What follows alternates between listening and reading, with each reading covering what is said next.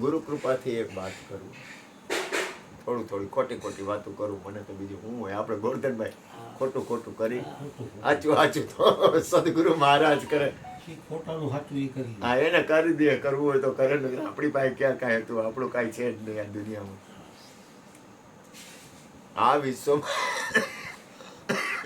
આ વિશ્વમાં જેનું કામ પૂરું થઈ ગયું છે એને જન્મ મરણ નથી. જે પોતાની મૂળ સ્થિતિમાં નિરંતર છે એને જન્મ મરણ નથી. આ એક હૃદયની અને અંતરની વાત. દાખલા તરીકે આપણે કૃષ્ણ પરમાત્માને કહી તો કૃષ્ણ પરમાત્માને જન્મ મરણ ન હોય, દાખલા તરીકે. પછી હનુમાનજીને કહી તો એને જન્મ મરણ ન હોય, રામને જન્મ મરણ ન હોય, કારણ કે એની બેલેન્સ સીટ એટલી થઈ ગઈ. બુદ્ધને જન્મ મરણ ન હોય, વાલ્મીક ઋષિને જન્મ મરણ ન હોય, રણછોડદાસજી બાપુને જન્મ મરણ ન હોય, કૃષ્ણને જન્મ મરણ ન હોય, ઈસુને જન્મ મરણ ન હોય, પૈગંબરને જન્મ મરણ ન હોય,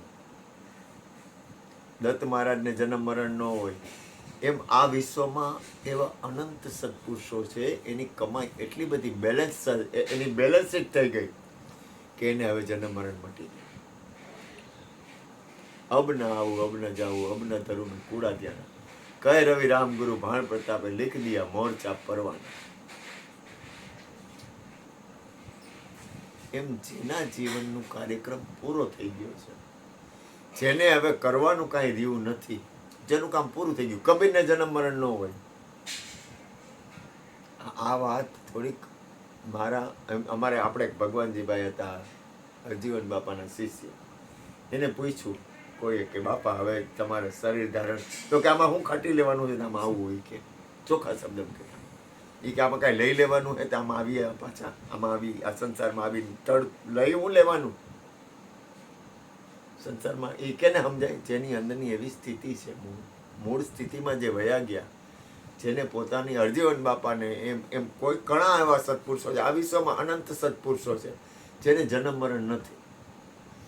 હવે જન્મ મરણ નથી, જેના કામ પૂર્ણ થઈ ગયા, એના માટે આ વિશ્વમાં કાંઈ ચિંતા છે નહીં. પણ જેને પોતાનું જીવન હજી પડ્યું છે તો શું કરવું? હજી કાયા છે અને કાયાના ગુણ કર્મ સ્વભાવ, દાખલા તરીકે કાયાની પાછળ જે કાંઈ હોય એ છે, તો એને પોતાના જીવનને કઈ રીતે વિતાવવું? તો કે પ્રથમ પોતાનું મૂળ ધ્યાનમાં થોડું ઘણું અનુકૂળ આવે એટલું લક્ષણ. બીજું, બને ત્યાં સુધી, ગંગા સતીએ કીધું એ બને ત્યાં સુધી કોઈના અવગુણ જોવાના બંધ કરવા. આ લક્ષણ સત્પુરુષોના. ત્રીજું,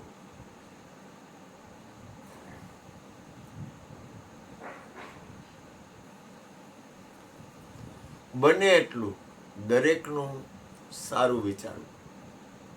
કોઈ પણ વ્યક્તિ ગમે એમ હોય ને તો એ શું કરે છે ને એ આપણે જોવાનો અધિકાર નથી.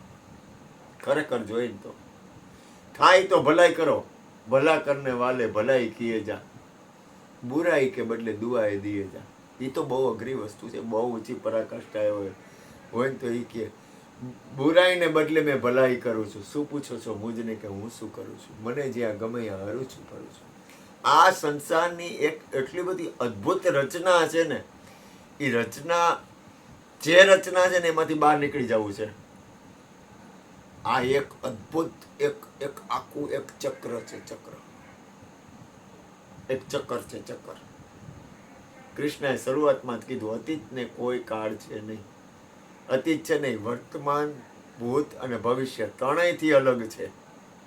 હવે એ પોતાને અતીતમાં સ્થિત રહેવું અથવા પોતાને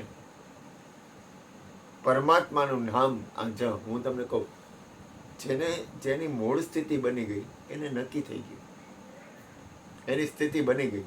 હવે આપણે એ સ્થિતિમાં જવા માટે નેગેટિવતાનો આપણે કાઢી નાખવી પડશે.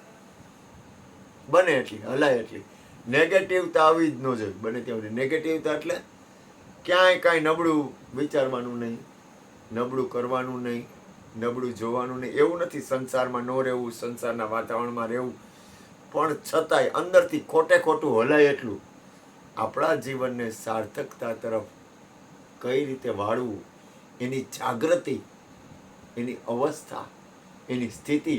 કારણ કે આજે ઘણા એમ કહે છે કે 7 શરીર છે,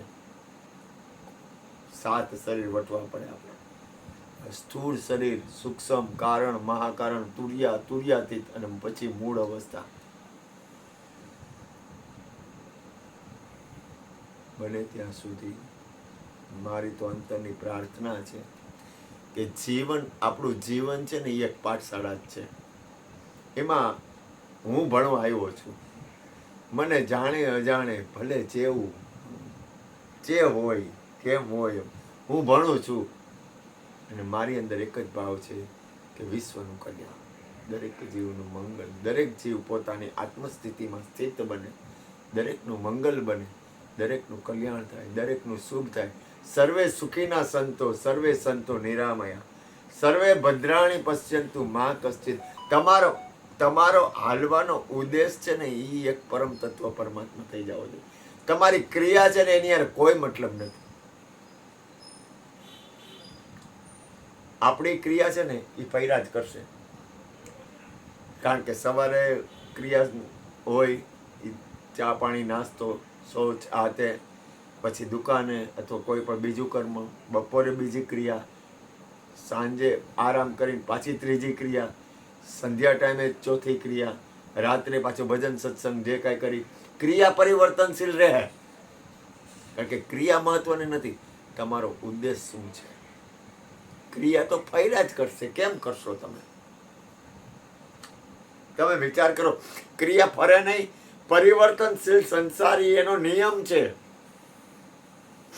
અરે બાળપણ, યુવાની, આધેડ અવસ્થા, વૃદ્ધાવસ્થા, શરીર લઈ પામે. આ એનો નિયમ છે. એના નિયમમાં કઈ થાય નહીં. કારણ કે પરિવર્તનશીલતા ઉપર જ આખા વિશ્વની રચના છે. આનું નામ ફરવું. જે ફર્યા જ કરે છે, જે પરિવર્તનશીલ પામે છે. બપોરે વરસાદ હતો, વરી આઈને રહી ગયો, વરી પાછો વરસાદ આવ્યો, વરી રહી ગયો, વરી આવ્યો, વરી રહી ગયો. હવે પાછો થોડોક ટાઈમ થાય એટલે શિયાળો આવશે, ઠંડી વાશે, વરી પાછો ઉનાળો આવશે. આખું વિશ્વ એ ફરે જ છે. આખું વિશ્વ ફરે. એમાં સ્થિર એક તમારી અંદરનું ચૈતન્ય તત્વ છે. સ્થિર રહીએ, સ્થિર રહીએ, શબ્દે સ્થિર રહીએ. હવે તમારી અંદરનું ચૈતન્ય સ્થિર છે.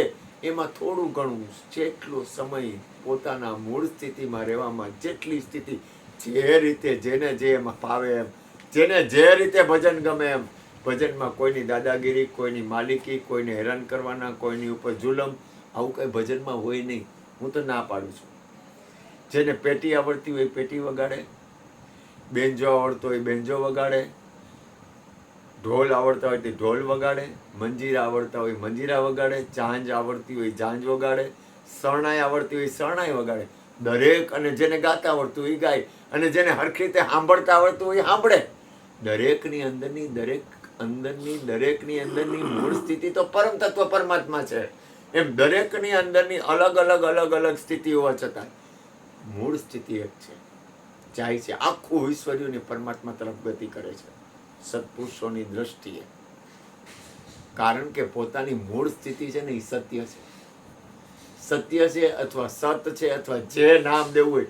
તમને એમ લાગે કે મારે અસત્ય, મારે મૂળ મારી સ્થિતિ છે એ સત્ય છે, અસત્ય સત્ય તો એમાંય મને એક રીતે વાંધો નથી.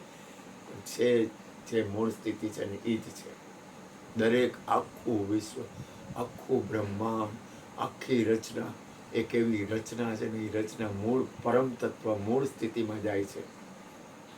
અને એ મૂળ સ્થિતિમાં જવા માટે જ આપણે મનુષ્ય જન્મ ધારણ કર્યો છે. આ કઈ થોડી આ વાત ગધેડો થોડી સાંભળે, ઘોડો સાંભળે?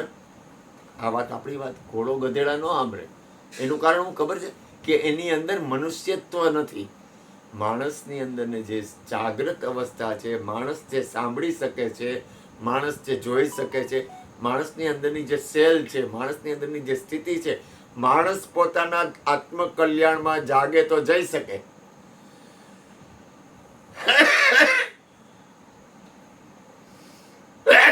માણસ પોતે પોતાના આત્મકલ્યાણની વાત સાંભળી શકે, માણસ પોતાના આત્મકલ્યાણની વાત સમજી શકે એ માણસમાં એક એવી સેન્સ આપી છે. એટલે મારું કહેવાનું એવું થાય છે કે કોઈ પણ રીતે આપણો ઉદ્દેશ એક જ હોવો જોઈએ, આત્મકલ્યાણ. વાતાવરણ બધું આવશે, ક્રિયા ફરશે, જીવનની અંદરનું વાતાવરણ ફરશે, શરીર એક દી છૂટી જાય, એમાં કાંઈ નહીં હાલે, પણ તમારી મૂળ સ્થિતિ છે ને, એક દિન એસા આएगा સદગુરુ લજ્જા રાખે કે નહીં. બોલીએ સદગુરુ મહારાજની જય.